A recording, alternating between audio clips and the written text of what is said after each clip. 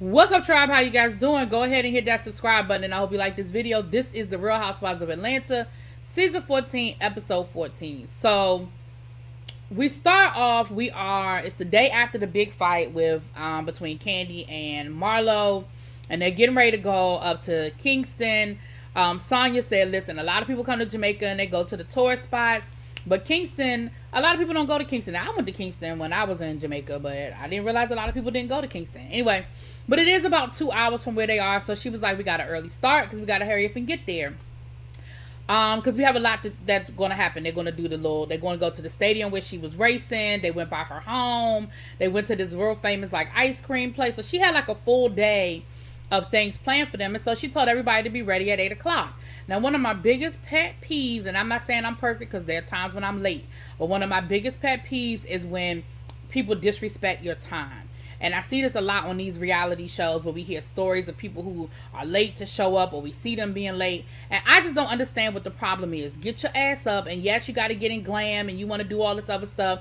But that means you got to get up early enough to be ready. If they say be there at 8 and you know it take you 2 hours to do your glam, then you better get your ass up at 6 and be ready. So Sheree was the first one. Sheree was the first one there. Monyetta and her husband showed up. They were all on time. Drew and Ralph showed up. They were 5 minutes late. I ain't tripping off of that. 5 minutes ain't no big deal, child. But then we start getting into the 30 minutes late and the 20 minutes late. And again, 20 minutes may not seem like a big deal, but when you have a 2-hour ride in front of you and then you have 4 or 5 different stops to make, that's a lot that's happening. And y'all know y'all are filming. So what we see is a 5-minute clip, which probably was really more like an hour. You know what I'm saying? So we, Kandi late, of course. Child, Kandi always late. Marlo's late, but Kenya is not there at all, and they are waiting for Kenya, and they are waiting for Kenya, and they are waiting for Kenya, and they finally, they're texting Kenya. And Kandi told them Kenya wasn't coming. Now I don't know why y'all ain't listening to Kenya. I mean, listen to Kandi, but Kandi was like, yeah, I don't think she coming, and she tried to give all these different excuses why Kenya wasn't coming, but ultimately it sounded to me like Kenya had decided she was going to take her sweet ass time, and she was just going to be disrespectful of the whole thing. They called Kenya, and Kenya was like, oh, I'm gonna try to make it. And then they showed Kenya sitting on her balcony and taking pictures and chilling, and there was no sense of urgency, which I just feel like is the ultimate disrespect. If you're mad at Sonya, be mad at Sonya and do something that's going to affect Sonya, but you are affecting everybody, including production. So finally she ends up saying, well, y'all just go ahead and go without me. I'll just have to catch up. Mind you, now they're over an hour late leaving to get started on what they have to do. She ends up meeting up with them later on. She called a cab, or production got her there, whatever the situation is. But I just thought that was rude. Anyway, so they go by Sonya's childhood home, which it looks like Sonya grew up in a nice little middle-class neighborhood. I mean, I don't know what middle class looks like in Jamaica, but it looked, nice middle class. If we would go in the States, manicured lawns, the neighbors came out. We got to meet her auntie, who we found out really ain't her auntie by blood. It's really like one of her mama's really good friends. But listen, that's how we grew up. I told y'all the other day, all of my mama's friends, they were either auntie or Mr. or Mrs., okay? And I had a whole bunch of aunts and uncles that I really thought I was blood related to until I became an adult. And I was like, oh, so they really not out. That ain't really my cousin for real, for real? That's, okay. But that's what it was, okay? So I don't know why my video is acting up. I'm sorry, y'all, if this is looking weird. So then we go to this ice cream place, which is like a famous ice cream shop. It's got the best ice cream, in Jamaica. We see Marlo talking to Drew about apologizing to Kandi. We see Kenya talking to Sonya, and people have a problem with Sonya, and I'm gonna be honest, I got a problem with Sonya too, because I feel like Sonya be doing some stuff that I'm side-eyeing her on.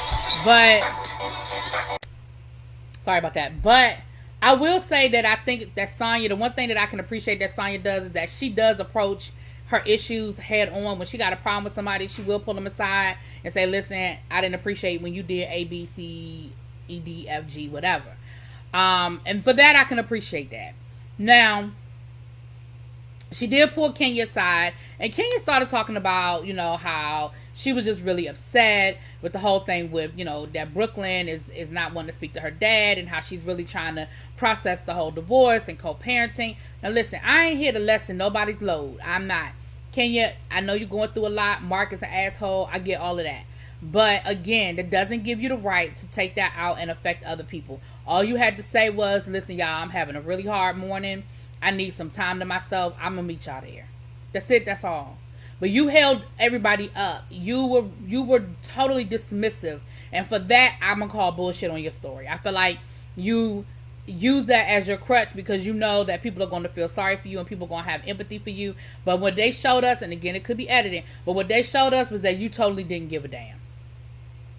Now, the other thing we have going on is this Candy Marlo situation. Listen, Candy's just done with Marlo. She's over it and she's done with Marlo. She said, listen, I have no interest in talking to Marlo. I have no interest in Marlo's apology. She said, me and Marlo have always had this volatile up and down relationship. When we good, we good, but when we bad, we bad. And I'm not here to be her, her whipping boy. I'm not here to be her, default when she want a moment, want attention. It's one thing when you come for me, but you keep coming for my husband. You keep coming for my relationship. And I got a problem with that. And for that, I'm done. So Marlo tries to apologize, and Candy's like, yeah, no, I don't want your apologies. Like, you can take your apologies and stick them where the sun don't shine. And Marlo was like, oh my gosh, you're just being so elementary. No. What's elementary is that you think you can do and say whatever you want to do and say to somebody, and then they just supposed to be over when you over it. No, that's not how the real world works. That's rude. That's disrespectful. That is not how adults handle things. Because the thing is this: the best apology is changed behavior. Okay, you can apologize for doing something once. You might even be apologized to do it twice, but when you do it a third time, now it's intentional. Now you're doing it because I've expressed to you that I didn't like that you did that, and you've made no effort to adjust, change, or redirect that energy, which tells me that you doing it intentional and you want this reaction from me, and you don't respect my feelings, which means that there's no room for us to be friends. We co-workers at best in this moment, and that's how I'm gonna handle you as a co-worker. Now we have Drew and Marlo doing this damn race down to the stadium because Drew to open her big mouth and said she was a track star in high school. Girl, you ain't been in high school in 20 years. You may have been a track star in high school. That does not mean that you are ready to get down on that track and race no damn body right now. Okay? And I forgot that Drew had a whole Achilles surgery 2 years ago. Girl, ain't nobody tell you to be down to that track racing nobody. Marlo gonna strip down to her damn draws. Now, it looked very Florence Griffith Joyner. Florence Griffith Joyner, her outfit, her hair. She was really giving me shades of FloJo, and I'm sure it was intentional because Marlo and her styling is very intentional. So it was cute. It looked really nice. They went out there and they did the little run. Now, Sonya gave Drew a real U.S. Women's Olympic sprinter outfit, and Drew even found a problem with that. Talking about she just showing off. I think she's trying to help you out. Look real official, girl. She said people aren't normally given this. They normally have to earn it. But I'm giving you an honor here, girl. Stop tripping, Drew. Now Sonya did explain that she started off racing for Jamaica because she lived in Kingston until she was about 12. But then she ended up actually racing for Team USA. She said it was a little controversy around that at first, but eventually people came around and they, the Jamaican people love her now, child. Because I thought about that. I was like, why she run for Team USA if she from Jamaica? I had my thoughts on that, but I'm going to let it go. Moving on. Actually, no. She was good. Like, I remember Sonya Richards-Ross, and she definitely was dominant in her field at the time when she was at the height of her career. So I ain't going to throw no shade.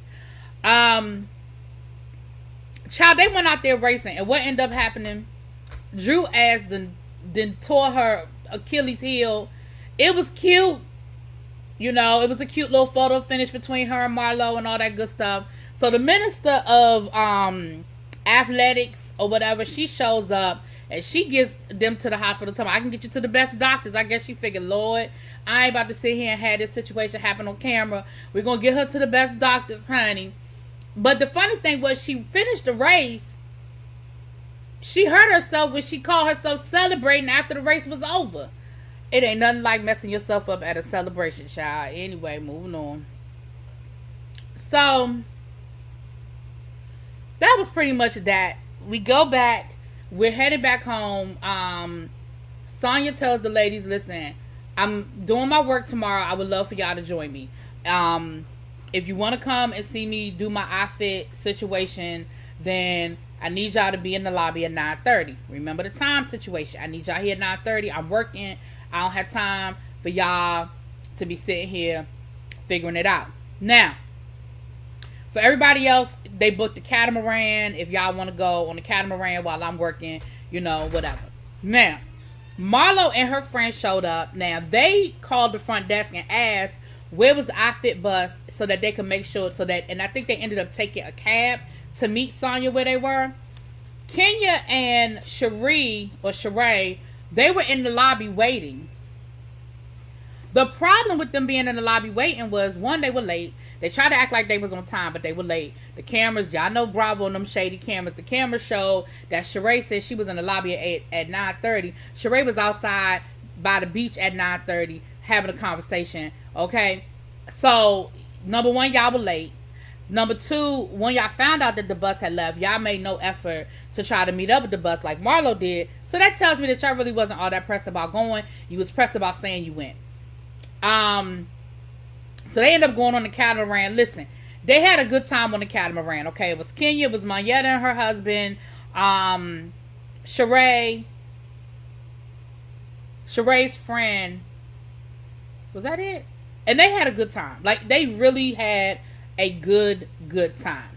Candy stayed back with Drew and they ran lines together, okay? Because Candy got an audition coming up, and Candy was like, listen, ain't nothing stopping my money, all right? I ain't going on that catamaran. I got to get this audition situation together. Drew is Drew, honey.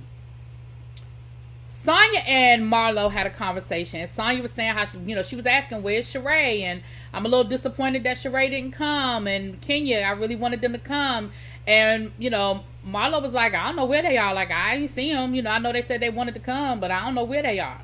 So y'all know this turns into a huge situation because Kenya is calling Sonya. Now, Sonya says she lost her phone. I'm going to say this. Sonya may very well have lost her phone. But when you found your phone, because one minute she said she lost her phone, the next minute she said that she left her phone. So I don't know if she lost it or she left it. But at a certain point, she got her phone back. When you got your phone back and you saw that Kenya had called you, and the reason why I'm bringing this up is because when they got into the argument, Sonya said, well, I saw that you called. She was like, well, why didn't you call me? She was like, well, no, I'm not going to call you. I'm working. When you got your phone back and you saw that Kenya had called you, you could have texted her back and been like, girl, my bad. I'm just getting my phone. There must have been some miscommunication. I'm sorry you couldn't make it. Hope you had fun on the catamaran. I feel like that would have eliminated a whole lot. But the fact that when you got your phone back and you saw that Kenya had called you, you didn't respond, you didn't text, you act like, oh, well, oh, so sad, too bad, you ain't come. And I've been in those situations before, y'all, where you're supposed to meet with somebody and the bus leaves you or whatever. You do feel some kind of way. And it hurts until you're able to resolve what happened. Nobody wants to be left. Nobody wants to feel like they were an afterthought or that they were, disposable. Like, oh, well, she ain't here. We're going to leave without her. But the other side is Sonya was working. And child, she ain't had time to hold your hand. And after what happened the day before, when your happy ass just decided you was going to be 2 hours late. And like Sonya said, well, you got a cab to make sure you made it yesterday. Like, you met up with us yesterday. So if you really wanted to come, you would have came.